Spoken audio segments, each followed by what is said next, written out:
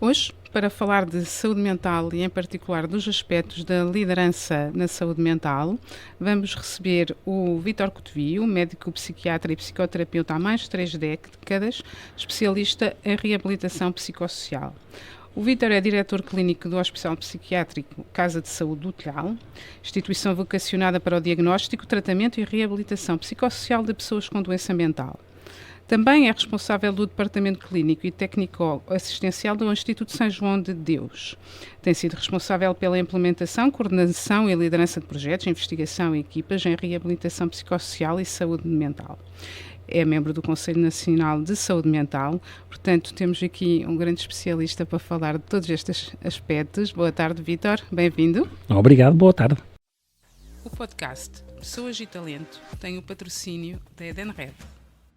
Vítor, temos falado muito nestes últimos anos, em particular depois da pandemia, da saúde mental nas empresas. Sim. E às vezes já começo a achar que é uma moda ou um modismo. Será que é mesmo ou vai ficar? Eu acho que irá ficar, embora uma coisa não seja incompatível com a outra, e a parte da moda é um risco.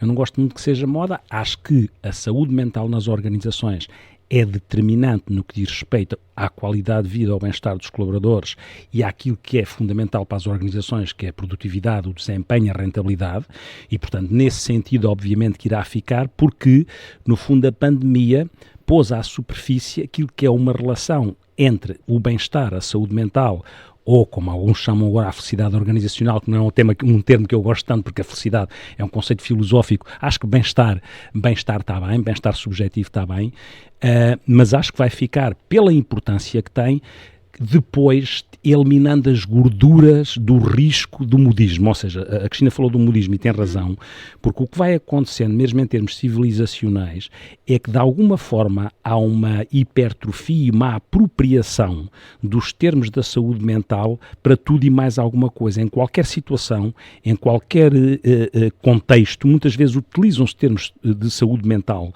ou doença mental, às vezes de uma forma que não é mais adequada. Portanto, há uma certa hipertrofia, uma certa insuflação e uma certa apropriação, como se a relação com as organizações ou com as escolas, por exemplo, tivesse que ser sempre intermediada por perturbação de déficit de atenção, porque somos todos bipolares. Portanto, algum cuidado para que aquilo que é algo que é fundamentalmente útil, que é esta ligação entre liderança, saúde mental e organizações, não fique intoxicada de uma insuflação que, não, nesse sentido, não prestava um bom serviço às organizações. Está bem saúde mental, está bem o bem-estar, está bem cruzar liderança, saúde mental, bem-estar e produtividade, está, e isso é real.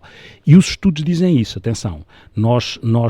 A Gallup, a consultora norte-americana, dizia que, em termos de liderança competente, uma liderança competente é aquela que promove também o bem-estar nas organizações, as ditas organizações autentiçóticas que se preocupam com o trabalho, mas com a vida dos colaboradores. Essa liderança competente pode ser responsável por um aumento de 22% naquilo que diz respeito à produtividade e de 48% naquilo que diz respeito à rentabilidade.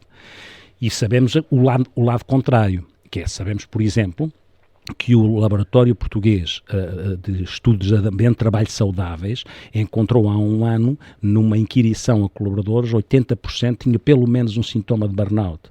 E sabemos também, há um ano, que a Ordem dos Psicólogos fez um estudo em que encontrava como o valor que encontraram, não sei como é que chegaram a ele, 5,3 mil milhões de euros de impacto em perda de produtividade ligado às consequências de problemas psicológicos, problemas de doença mental.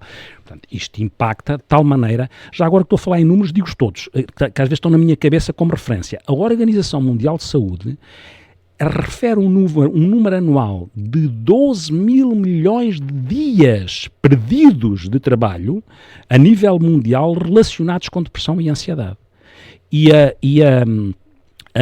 revista de negócios de Harvard refere que numa epidemia de burnout, a perda de produtividade anual anda à volta de 322 mil milhões de dólares. Portanto, estamos a falar de entidades credenciadas, idóneas, por isso é que eu vou buscar estes números. Quando se cruza aquilo que parece fundamental e que está subjacente à pergunta da Cristina, portanto, eliminando aquilo que é a parte a mais o modismo e falando objetivamente do que interessa, normalmente eu olho para esta questão de uma maneira que é assim. Sabe que eu gosto de falar por acrónimos e por acrósticos e por imagens. Já é conhecido por isso, muito bem. E normalmente eu olho assim, era como se nós tivéssemos, imaginando 5 tripés, ou 5 trindades, se quiser. Não é o Pai, o Filho e o Espírito Santo, mas são outras trindades.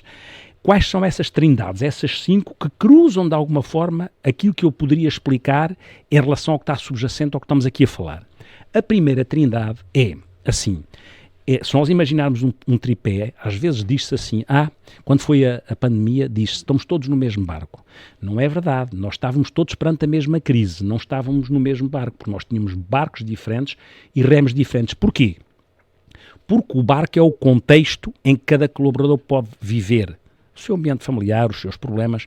Os remos são as skills dos colaboradores. A relação entre o remo e o remador. As hard skills e as soft skills.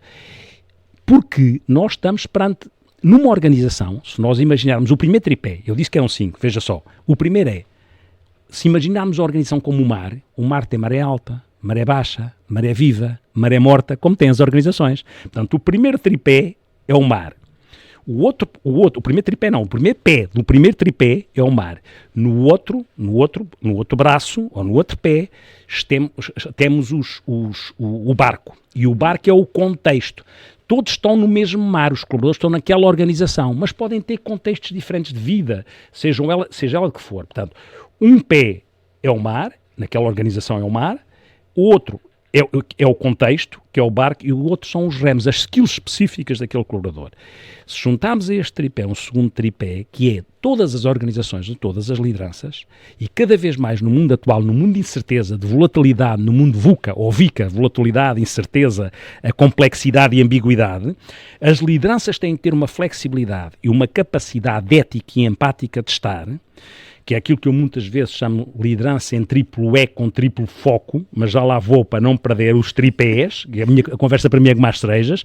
O segundo tripé é, qual é o segundo tripé? O segundo tripé é um dos pés é as necessidades psicológicas básicas, o outro pé nós temos todos necessidades psicológicas básicas e os nossos as necessidades psicológicas básicas é um pé, os o outro pé são os medos e as angústias quando as necessidades não são cumpridas, e o outro pé é o sofrimento que daí resulta. Portanto, um pé necessidades psicológicas básicas, do segundo tripé, o outro os medos e as angústias daí resultantes e o outro sofrimento que daí resulta. Ora, as lideranças têm que saber que a sua organização, para ser saudável, precisa de colaboradores saudáveis, com bem-estar, porque produzem mais.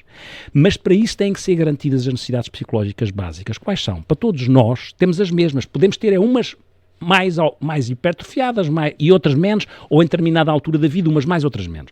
As necessidades psicológicas básicas são, primeira instância, segurança, sobrevivência, pertença, reconhecimento, realização, não ser humilhado, não ser envergonhado, ser valorizado, não ser injustiçado. Ora, isto passa-se tudo numa organização. Todas estas possibilidades existem numa organização e as lideranças devem pugnar para tentar, na medida do possível e de uma forma singular, tentar garantir que estas necessidades psicológicas básicas, que são mais que estas ainda, estejam garantidas. Porque se não estiverem garantidas, eu tenho os medos respectivos e as angústias respectivas e o sofrimento que daí resulta. E posso ou não adoecer. Isto era o segundo tripé. O terceiro tripé é aquilo que todos nós temos. À custa disto, nós podemos ter medos, angústias e ansiedade. Genericamente, antes de adoecermos, sofrimento. São 3 pés do outro terceiro tripé. Medo, angústia e ansiedade. São coisas diferentes. O medo é aquilo que é uma resposta emocional e fisiológica perante uma ameaça iminente.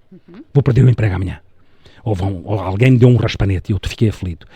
A ansiedade é um sentimento de apreensão perante uma ameaça futura. O que é que vai acontecer? A guerra da Ucrânia vai comprometer a minha organização? Eu tenho uma empresa, trabalhava para Israel, vendia para lá animais para Israel e isto vai comprometer a minha organização? E, portanto, isto é a ansiedade. a angústia é a ameaça, tudo isto tem a ver com ameaças, não é? A ameaça da antecipação futura, a ameaça do medo iminente, para o medo, e a ameaça da perda de sentido, que é a angústia, que é o desespero. A perda de sentido, não vale a pena viver. Então eu não vou garantir a vida dos meus, não vale a pena viver. Medo, ansiedade e angústia. Terceiro tripé, estes 3 pés. Quarto tripé é, se este sofrimento for de uma intensidade e de uma desproporcionalidade enorme, de uma persistência no tempo, e se transformar em disfuncional e incapacitar-te, eu adoeço. Ou seja, que é outro tripé, o quarto tripé tem intensidade, tem persistência e tem a incapacidade ou a disfuncionalidade. O último tripé olha para isto tudo e nas organizações devia tentar, na medida do possível, de uma forma não utópica, perceber que isto existe, e o outro tripé é liderança, saúde mental e desempenho. É o outro tripé, o quinto tripé, que é uma liderança empática, eu há bocado dizia, uma liderança em triplo E e com triplo foco, o que é?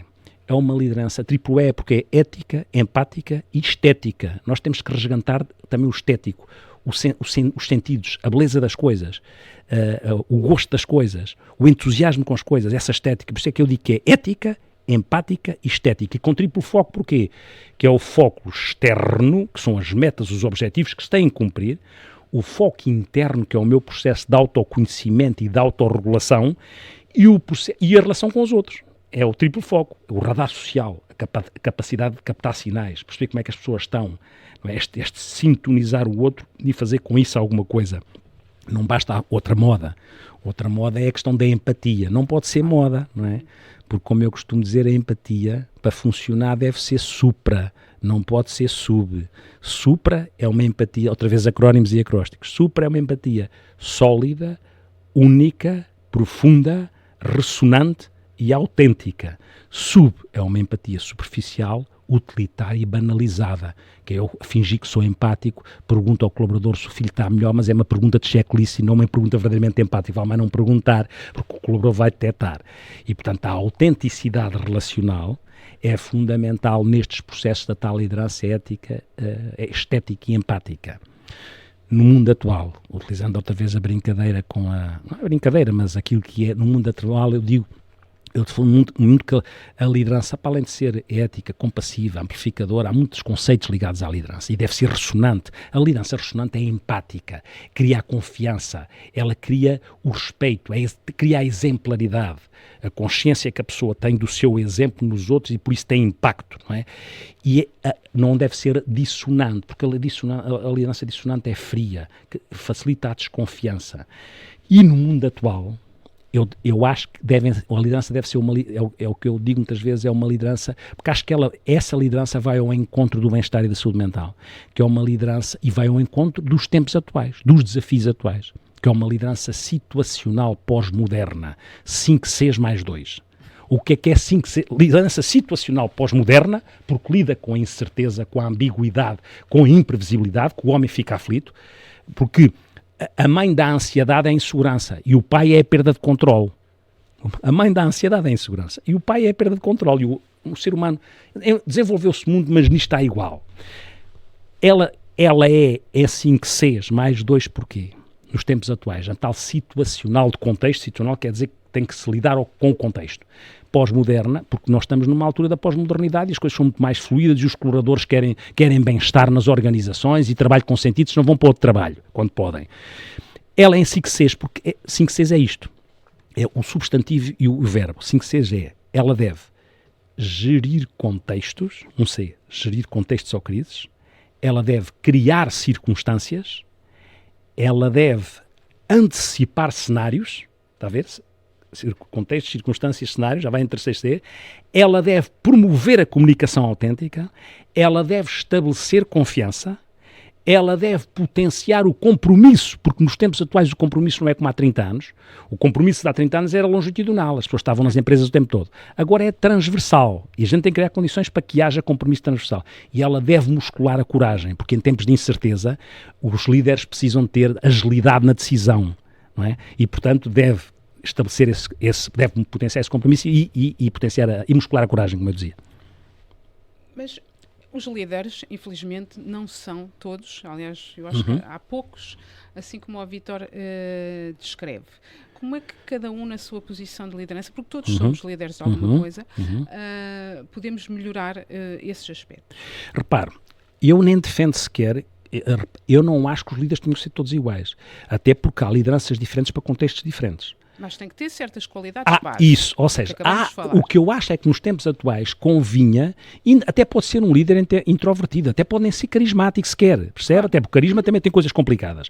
A questão é, há determinadas características, por isso é que eu há bocado dizia ética, empatia, estética, eu da ética e da empatia tentava não perder esses conceitos, porque é muito mais fácil eu ter uma organização saudável quando eu pugno e não só saudável, mas que potencia a própria reputação da organização, que é que se eu tiver um funcionamento ético, que dir-me-á, mas isso às vezes não é assim, pois, às vezes não é assim, corre mal, não é? Não estamos aqui a defender utopias, estamos a dizer qual é a visão da coisa, com uma flexibilidade enorme. Os líderes podem ter características diferentes, até porque as pessoas não nascem líderes, não há muitas teorias sobre liderança, desde os traços aos comportamentos, eu acho que, por isso é que eu há bocado dizia, a liderança, o melhor líder, apesar de tudo agora, não é se tem tantos traços assim ou comportamentos assados, é se tem capacidade de ler contextos, é se tem capacidade de, em situação, com as características que tenha, de ter a flexibilidade para, com as características que tenha, não perdendo pilares referenciais, ética e empatia, depois não tem que inventar ser uma pessoa diferente.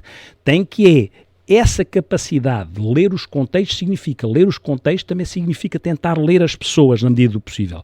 É claro que eu sei que nós temos líderes autocráticos e continuarão a existir, e há situações de vida, não faz sentido, se houver um tremor de terra, é bom que eu tenha algum líder que tenha uma capacidade, entre aspas ou sem aspas, autocrática, para de repente tomar decisões, levar a equipa atrás em vez de estar a reunir. Não, sim, se não está a reunir, não pode estar a reunir 10 horas a ver se não chamou o INEM, não é? Não é? E portanto, acho que há determinadas referências pilares que devem lá estar. Depois há um conjunto de características que podem variar, que tem a ver com a personalidade de cada um. Não estamos a fazer líderes à medida e dizer que aquele líder é que era o líder perfeito. Agora, se eu quero ter, repare, o que é a definição de saúde mental? A definição de saúde mental é muito simples. Não é a ausência de doença. Saúde mental é um bem-estar, repare, é um bem-estar que facilita ou promove que as habilidades e as competências das pessoas sejam postas em prática, que as pessoas saibam lidar com fatores de stress, que as pessoas contribuam para a sua organização e para a sua comunidade, tenham essas condições. Ora, se eu quero promover a saúde mental, se ela é bem-estar, que está na própria definição, então as lideranças tiverem essa capacidade de ler as coisas, e se tiverem, cada um à sua maneira, criar ambientes que sejam o menos possíveis tóxicos, organizações o menos possível cínicas, paranoides, perversas, conseguirem criar isto e criarem um ambiente saudável, um ambiente positivo, pode ser diferente de organização para organização, com métodos diferentes, porque repara, para criar bem-estar, numa organização, nós temos muitas possibilidades, ou seja, acho que uma organização dos tempos atuais, independentemente das características de liderança, e não utilizar só como uma moda, deve tentar ter em conta outra vez acrónimos e acrósticos. Aquilo que eu digo, o ver e o ter. O que é ver? É tentar perceber com aquele colaborador quais são e ele próprio, o colaborador, não é chutar para canto só para o líder, é o próprio colaborador quando eu digo ver como acrónimo ou como acróstico, estou a dizer que são identificar quais são as suas variáveis equilibradoras, regeneradoras. O que é que para mim me faz ter equilíbrio e regenerar-me? Ver. Para depois eu ter, o que é o ter? Tempos estabilizadores, relaxantes. É isto que é o ter. Que pode ser tai chi, pode ser pilates, pode ser meditação, pode ser exercício físico, pode ser qigong, pode ser respiração abdominal que eu estou a trabalhar à secretária. E se eu souber fazer respiração abdominal, eu estou a contribuir para eliminar fatores de stress, eu estou a fazer prevenção de burnout e estou a contribuir para o meu bem-estar subjetivo, que já reparou é um acrónimo lixado, que é BES. Parece um oxímoro. O bem-estar subjetivo da ABES. O bem-estar subjetivo dá 10. Muito bem, percebo a ideia. Ou seja, o líder tem que estar bem. Sim. Para poder ler o contexto e conseguir perceber se na sua equipa ou na sua organização há pessoas que estão menos bem. Certo. De uma forma muito prática, porque não é assim tão evidente quanto possa parecer, como é que se detecta em algumas pessoas que alguma coisa não está bem? Para evitar e para prevenir passar da ansiedade para o burnout. Pode ser, sim. Eu costumo dizer, como sabe, que há também outra vez acrónimos e acrósticos. Há o burnout, tem o fel e o mel, que é uma dialética. E o fel do burnout é quando as pessoas estão em frustração, exaustão e limitação de capacidade, estão em burnout. Para falar muito genericamente, não é? E o que prevê é o mel, que é criar fatores de motivação, é de envolvimento com objetivos e propósitos e é de ligação entre uns e outros nas equipas. O líder, às vezes pode não ser o líder, podem ser colegas da equipa, sim, porque como sabe, apesar de nós sabemos que neste momento já não há tanta estigmatização sobre a saúde mental, não deixa de haver sempre inquietações, que é como é que o colaborador expõe a sua fragilidade, de maneira a ele não ser interpretada como uma fraqueza que vai comprometer a produtividade da organização. E nem todos os líderes, ou todas as organizações, têm esse olhar, embora existam cada vez mais organizações, e depois há aquelas coisas que ajudam, não é? Aparecer o ortosório em determinada altura a sensibilizar para isto, ajuda, estas situações ajudam, não é? Pronto. Mas o líder, se percebe, porque a pessoa às vezes pode não expor, mas aquela pessoa que anda mais irritável, aquela pessoa, porque estes são critérios de burnout, aquela pessoa que anda, eu costumo dizer também, isto ficamos inundados de acrónimos e acrósticos, que é a dica para parar, a dica como acrónimo, dica é quando a pessoa já está em despersonalização, desligada, está irritável, está cínica, não é? Dica, e já está em ansiedade mantida, isto é uma dica para parar. E quem está ao lado percebe que aquela pessoa pode não estar já a produzir da mesma maneira, pode não se concentrar da mesma maneira, pode chegar com olheiras ali, pode achar que está a beber mais cafés que o que bebia, está a beber mais álcool que o que bebia quando vai ao bar, está muito mais irritável, muito mais cínica e muito mais a disparar, não é?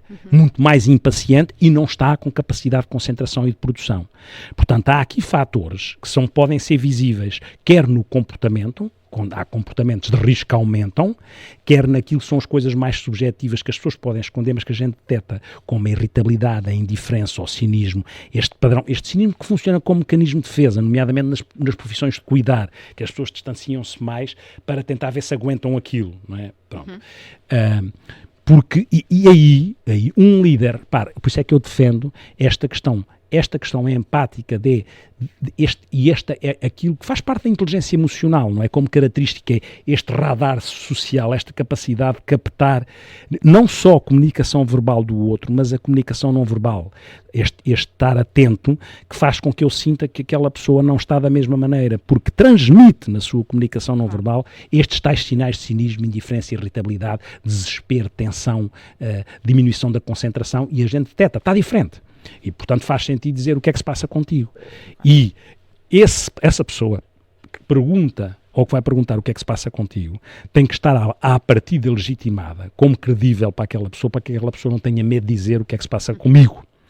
E se esse líder já deu sinais de que é uma pessoa que está disponível, que está atenta, que tem a porta aberta quando precisam, não é? E que não está lá no topo de uma torre, é evidente que isso facilita e é melhor para as organizações e para as empresas, porque apanhar alguém a tempo, em vez de andar a empurrar com a barriga, deixar que a produtividade esteja a ser comprometida, aquela pessoa vai não sei quantos meses de baixa e depois, às tantas, não sabe se vem da mesma maneira. Tudo isto feito com a promoção do bem-estar, com a prevenção do adoecer, isto representa depois, à escala, milhões de euros de investimento. Claro.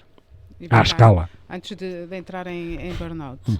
Mas quando não é possível evitar e que temos uma pessoa que infelizmente entra em burnout e está de baixa, como é que a empresa deve preparar o regresso? Muitas vezes a pessoa vai de baixa, volta de baixa, ok, volta tudo ao mesmo. Sim, eu costumo dizer logo uma coisa, e tem a ver com as pessoas que eu próprio sigo. Eu costumo dizer que o trabalhar o regresso começa na primeira consulta. Isso às vezes é muito inquietante para as pessoas, não é? Porque elas estão desejosas de sair daquele ambiente tóxico. Não querem que eles falem do reverso. Exatamente. Mas eu, a partir do momento em que sinta que tenho a relação empática estabelecida, se não tiver não risco, mas se tiver, começo a dizer que é muito importante nós imaginarmos como é que será depois, porque isto é um interregno e a própria pessoa sabe que precisa do trabalho para viver. E, portanto, fica assustada duplamente, porque sente que não está em condições e tem medo como é que irá ficar. E, portanto, se eu trabalho, ao princípio logo regressar, claro que no mundo ideal significava que nós todos sistemicamente articulávamos. Quem seguia aquela pessoa tinha a oportunidade de falar com o líder tinha a oportunidade de falar com a medicina do trabalho, não é? Com a medicina ocupacional, com a saúde ocupacional, e isto tudo no mundo ideal. Às vezes, em algumas organizações, isto acontece e é muito interessante. E quando acontece, a gente sente que faz diferença. Porque as pessoas não se sentem assustadas e inquietas com o facto de não estar a ser interpretado de terem estado em burnout como se aquilo fosse uma fraqueza. Foi um momento da vida em que as pessoas sentem que é possível voltar. Porquê? Porque no regresso podem ser criadas condições, e quando há esta articulação, para que haja uma atenção, não é eu estourei aqui, pifei, por definição burnout, estourei, queimei, e depois houve aqui um interregno, não tem nada a ver com a organização, e depois vou voltar ao mesmo sítio, tal qual estava, ou tal qual vivi. Isto não pode ter um interregno, isto tem que ser uma coisa articulada, sistémica, interligada na medida do possível. Umas vezes com os líderes, outras vezes com a medicina do trabalho, o que for, alguém que faça aqui ajuda a fazer pivô. Porque se ajudar a fazer pivô, significa que a pessoa se sente um bocadinho mais segura e na forma de regressar, quantas vezes isso já aconteceu, organizações que digam, então, vamos lá regressar. Como é que vamos regressar? Não vamos regressar já após 300 projetos onde estava. Vamos agora ver, vamos aqui identificar destes projetos todos, quando isto é possível, quais é que estavam a dar mais satisfação e tinham mais sentido para si. Qual é que é a relação para si entre aquilo que é este tripé, quais as suas competências, qual a satisfação que a coisa lhe dá, qual o sentido que a coisa lhe tem. É possível aqui, não, este era o que me estava a estourar, vamos ver se é possível recomeçar agora desta maneira e depois progressivamente na vida, porque repare, na vida as pessoas têm que ter resiliência também. Eu não sou muito fã da glamorização da vulnerabilidade. Falando de assumirmos a vulnerabilidade, mas não é glamorizar a vulnerabilidade, ou então fetichizar as lideranças hiperpotentes, não é? Essa dialética de extremos não é muito interessante. É o sistémico, a ligação.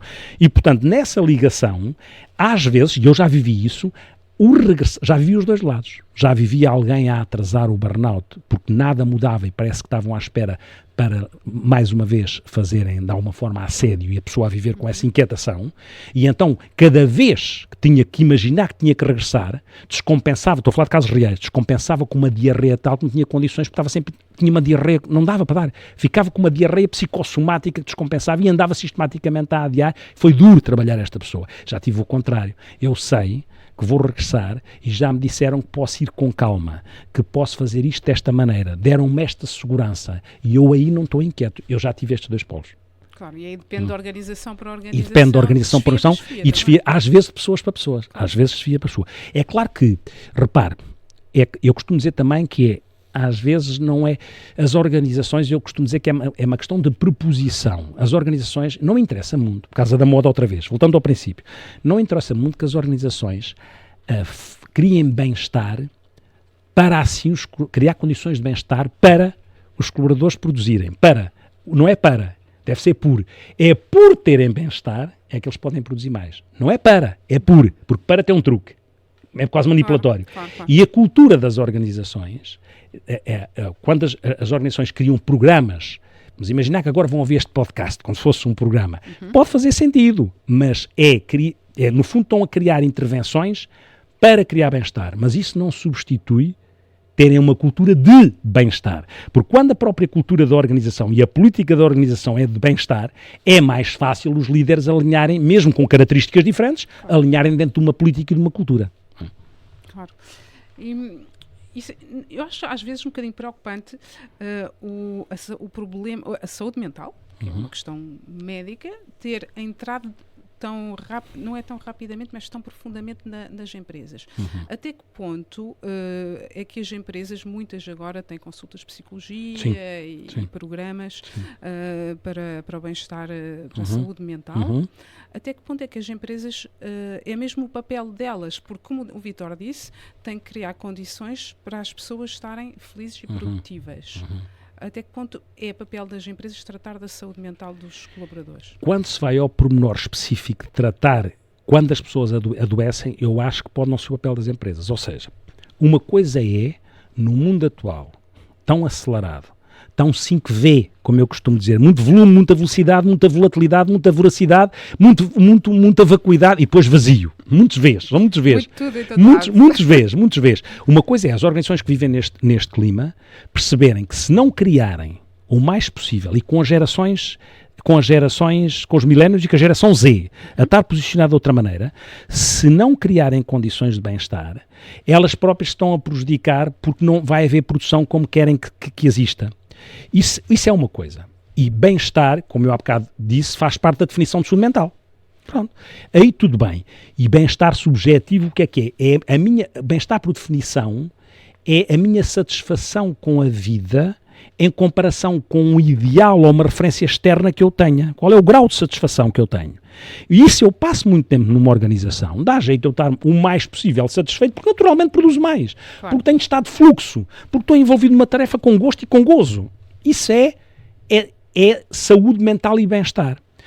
Quando se cai no adoecer, eu acho que aí, e muitas empresas têm um sistema diferente, não é? Tem outsourcings, não é? Dizem, nós temos esta forma, você pode, se precisar, é encaminhado para algo que é fora da empresa e que a empresa, como responsabilidade social, eventualmente achou que devia proporcionar, ou como seguro, não interessa, achou que devia proporcionar. Porque, inclusive, há um risco, não é? Porque se não houver depois aqui, é verdade que sistemicamente o olhar para isto tem que existir sempre, mas também é verdade, tem que haver alguma distinção que não é separação, alguma distinção para não haver uma promiscuidade que meta até a exposição das pessoas na sua doença.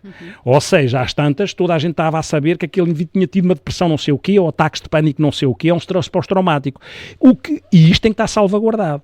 Uma coisa é a política de bem-estar, é a cultura de bem-estar, e o que é que se faz para garantir isso, quais são as intervenções que se fazem. Outra coisa é quando se precisa de tratar. Uma coisa é cuidar do bem-estar das pessoas. Outra coisa é tratar de uma doença. Tratar de uma doença depois tem que estar aqui salvaguardado, porque senão as empresas não são propriamente locais de clínicas. Sim, exatamente. Para tratar da saúde mental. Acha que as empresas, da sua experiência, que também trata com muita gente, têm melhorado nestes últimos anos, desde a pandemia, para estes aspectos? Sim. Acho duas coisas. Acho que, de facto, nota-se uma diferença grande. Acho três coisas, se quiser. Há uma diferença grande e, portanto, isso é interessante. Há situações em que eu acho claramente que essa diferença é uma diferença genuína, é uma diferença autêntica. Sente-se isso que é uma diferença autêntica, um envolvimento. Há, em algumas, uma diferença utilitária. Utilizar a saúde mental como um registro utilitário. Agora vamos estar todos para a gente também tem que estar, porque senão estamos a perder o comboio. E às tantas, estes que se posicionam assim, às tantas não fazem as coisas de uma forma que seja uma forma como deve ser feita. E depois há sempre uma réstia de pessoas que estão um bocadinho borrifando para isso. Há sempre ali, mas eu acho que globalmente há um caminhar. A pandemia trouxe isso. A pandemia de facto trouxe isso. Claro que depois nós vamos fazer as contas, na minha opinião, daqui a uns tempos, precisamos de mais tempo, de mais lastro de tempo, não é? Para percebermos quanto disto é que vai ficar. Eu acho que vai ficar em muitas empresas, porque aquelas que estão mais preocupadas também estão a fazer estudos à volta disso. E, portanto, muitas vezes o que vai sustentar isso é quando as pessoas olham para números. Percebe que há bocado eu dei números, não foi por acaso. É porque eles existem. Mas as próprias empresas podem fundamentar isto. Até porque têm que fundamentar os recursos humanos e os recursos humanos têm que fundamentar a gestão de topo. Não, atenção. E houve estes resultados. E aí isso vai ficar. Se as pessoas fizerem de uma forma mais diletante ou de uma forma mais utilitária, aí cai. Claro. Queria voltar aqui a um aspecto que me parece importante. Tanto o líder como as outras pessoas, nós temos que tratar de nós próprios primeiro, da nossa saúde mental, para estar bem, para poder ajudar os outros. O que é que, como psiquiatra, como psicoterapeuta há tantos anos, o que é que recomenda a uma pessoa que faça. Sim, é assim, eu até recomendo, isto é mais chatice porque nós muitas vezes desvalorizamos coisas básicas. Achamos que elas são muito prosaicas e não são. Ou seja, quando eu estou a falar de hábitos de vida saudáveis, que a tal vida em si que vê tão acelerada fez perder, e aquela coisa que a gente inscreveu-se no ginásio, paga e não vai lá, percebe? Nós estamos sistematicamente a ver o desperdício. É mais fácil, vivemos numa sociedade, como diz o Wolfgang Streeck, um sociólogo alemão, que é uma sociedade de marketing, constantemente, vivemos numa sociedade de marketing e vendemos tudo, até o bem-estar. Até isso já é marketing, que é o risco, não é? O marketing, o oping vende a esperança e o doping é mais fácil. É mais fácil as pessoas andarem a medicar-se do que andarem a fazer coisas que deviam fazer e que não precisariam de se andar a medicar por isso. Se não há tantas, o que é que fazem? Tomam medicamentos para dormir e medicamentos para acordar. E isso não é a melhor estratégia, ou seja, as pessoas precisam... medicam-se muito. Sim, medicam-se, nomeadamente com benzodiazepinas, não é? Com ansiolíticos. E isso é um risco, ou seja, quando é preciso medicar, medica-se, mas tem que se medicar de forma adequada e numa forma leviana. Antes disso, há tantas coisas que as pessoas deviam fazer e que não fazem, que é exercício físico é medicamento. Está mais que estudado. Exercício físico é medicamento por razões não só psicológicas, neurobiológicas, neurofisiológicas. Aumenta as substâncias tónicas e elimina as substâncias tóxicas. Aumenta a dopamina, que tem a ver com motivação, aumenta as endorfinas, a serotonina, que tem a ver com o bem-estar e com o contentamento. Exercício físico é medicamento. Técnicas muito simples, não é? Eu faço meditação transcendental, mas não é preciso ser meditação transcendental. As meditações são todas iguais. Basta às vezes saberes. É incrível como nós às vezes, em consultório, reparamos que as pessoas não sabem o que é respiração abdominal. Que é claramente uma respiração que faz com que o parasimpático domine, mas não sabem. Depois a gente diz, meta lá as mãos na barriga. Ajuda imenso a dormir. Sim, claro que ajuda. Claro, e a pessoa pode estar numa fila de automóveis, está na fila no carro e faz 2 ou 3 respirações abdominais. Inspira lento e profundamente pela boca e expira lento e profundamente pelo nariz. E faz isto e sente que os ombros se enterram na cadeira. E isto, neste momento, ao fazer isto ao longo do dia, eu já não estou a fazer, eu já dou de barato. Embora pilates, exercício físico, tai chi, qigong, técnicas de relaxamento que existem, Schultz, Jacobson, são técnicas específicas de relaxamento, mas não é preciso ir aí. Basta às vezes a respiração abdominal, bons hábitos de sono, o exercício, uma alimentação. As pessoas estão a trabalhar e descuidam-se, não percebendo que isso impacta na saúde, não só física, mas mental. Que eu não tive tempo para almoçar agora, mas foi mais uma bica só para acelerar aqui. E depois da nada, quando fui almoçar, aquilo que me diluiu a ansiedade foram 3 cervejas e não propriamente uma comida saudável. E esta escalada contrariada por aquilo que o líder, como exemplo, deve fazer, porque se o líder fizer isso, consegue ter mais legitimidade para passar isso ao colaborador. Claro. Não é? E, portanto, essa legitimidade destas coisas muito simples, não é? Como é que faz a sua gestão de tempo, como é que tem tempo para a família, como é que faz esses equilíbrios das tais organizações autentizóticas que se preocupam com isso, como é que isto é feito pelo próprio, para não ser sempre estar à espera que seja a organização a facultar, porque há muitas coisas que nós devemos fazer, não é estar à espera de encontrar um bode expiatório na organização. Não é? A organização não é a organização, mas não é a nossa mãe e o nosso paizinho, não é? Nós temos de ser pais e mães de nós próprios, não é? E nesse sentido, estas coisas muito prosaicas, muito simples, parece que são óbvias de serem feitas e muitas vezes as pessoas não estão a fazer nada disto. Liderar pelo exemplo, ou seja, um colaborador que vê o chefe ir ao ginásio de manhã ou à hora do almoço, tomar ali hora e meia para fazer um bocado de exercício, também, se ele faz, eu também posso fazer, não é? Sim, exatamente. E se o colaborador for um colaborador que até inspire, a pessoa até quer seguir o colaborador em algumas coisas porque acha que elas podem ser válidas. E outras coisas muito simples, sabe, que às vezes são mobilizadoras e relaxantes. É a brincadeira que eu utilizo com o acrónimo do PPR. Mas aqui PPR não é o Plano de Recuperação e Resiliência. São propostas recíprocas relevantes. O que é o PPR nas organizações? O que são as propostas recíprocas relevantes? É os colegas em equipa, nos primeiros 5 minutos, ou o líder diz, qual é o livro que andas a ler? Qual é o que estavas a gostar de ler? O que é que andas a gostar de fazer? Qual foi o filme que vi? Eu vi uma série que está espetacular. E então há 5 minutos para falar daqui, para dar, vão ver aquela série. E depois de passar 15 dias, gostei. E no outro dia traz uma proposta recíproca relevante. Pequenas coisas que as organizações acham, isto não se faz, isto não perde tempo com isto. Isto não é nada de extraordinário, mas são práticas fáceis de implementar. Portanto, exercício físico, comer bem, sim, higiene de sono e o sono. Sim, esses são pilares. São pilares fundamentais são pilares. Que devíamos todos seguir e tentar seguir. De uma forma mais global, a minha última pergunta, falamos aqui sobre as empresas, mas a saúde mental dos portugueses também é preocupante. Como é que está a ver aqui o futuro, Vítor? É assim, o problema da saúde mental dos portugueses, há coisas que são transversais a outros países. Falando dos portugueses, nós temos um problema complicado, que é o problema da acessibilidade a cuidados, ou seja, para nós tratarmos bem as pessoas... Por isso é que eu há bocado estava a perguntar até que ponto as empresas têm que se substituir aqui de alguma forma. Porque às vezes, sabe o que é que acontece? Eu vou-lhe dar um exemplo. Agora estou a ver do outro lado. Recebi um mail na sexta-feira. Não era de uma empresa, mas funciona como uma empresa. Era uma junta de freguesia. E a junta de freguesia está a pedir à nossa instituição se consegue fazer um acordo connosco para conseguir que nós somos uma instituição do setor social, não somos do setor público. Somos uma IPS grande, mas somos uma IPS, para garantir que as pessoas que eles encontram na junta de freguesia com problemas de ansiedade, com problemas de depressão ou com problemas até de demência, estava-me a dizer, porque nós temos uma consulta de psicogeriatria, e que precisam, mas que quando vão marcar uma consulta, a consulta é para daqui a 6 ou 7 meses e eles têm um problema em mãos. E então estão disponíveis para tentar negociar se nós conseguimos garantir isto de uma forma mais rápida. Porquê? Porque uma coisa é tratar da doença, outra coisa é prevenir a doença e outra coisa é promover a saúde. Em Portugal, ainda temos que desenvolver mais as políticas de promoção da saúde e de prevenção da doença, porque muitas vezes estamos a atuar já no tratamento da doença, e quando estamos a atuar no tratamento da doença, a acessibilidade está um bocadinho amputada, ou seja, as pessoas não chegam em tempo real. Real chegam, porque é o real quando lá chegam, não chegam em tempo necessário àquilo que devia ser a sua consulta. E, portanto, esta questão foram criadas em Portugal, ou estão a ser criadas as chamadas equipas comunitárias de saúde mental, que é para ver se vão elas próprias mais perto dos sítios, até ao abrigo do plano de recuperação e resiliência, agora literalmente. Mas nós temos este problema, que é como é que damos resposta, porque curiosamente Portugal, no último estudo em termos da epidemiologia das doenças mentais, é o segundo país com maior prevalência de doença mental, a seguir à Irlanda do Norte.